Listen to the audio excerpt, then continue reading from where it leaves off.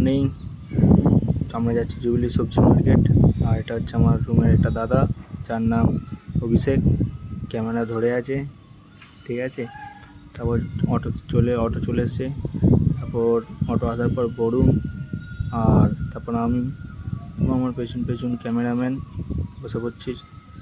বসে যাওয়ার পর আমরা জুবিলি সবজি মার্কেটে কীরকম কী সবজি পাওয়া যাচ্ছে না পাওয়া যাচ্ছে, কীরকম দাম, তোমার সাথে শেয়ার করব।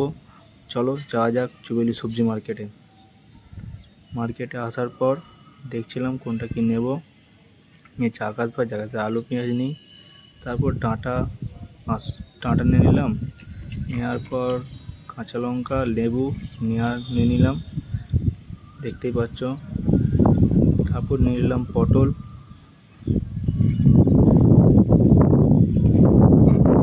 নেওয়ার পর তারপরে সবজি নিচ্ছি। ভেন্ডি নিয়ে নিলাম সাথে।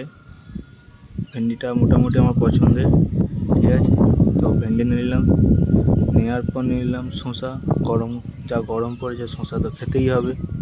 শসা নিয়ে নিলাম। শসার যা দাম দেখে হয়ে গেছে।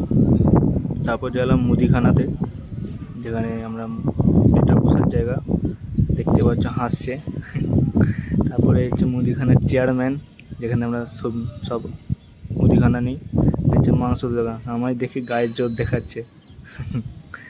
এখানে মাংস ভালোই মোটামুটি সাফ করে দেয়, দেখতেই পাচ্ছ তোমরা। এরকম হয়তো দেশেও করে না, হয়তো আমাদের ওদিকে করে না। এবার তোমরা কমেন্টে জানাও কে কীরকম কোথায় বা করে, পরিষ্কার এত সুন্দর।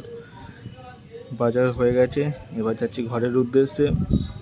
প্রচুর গরম রাজকোটে, ঠিক আছে, এত গরম।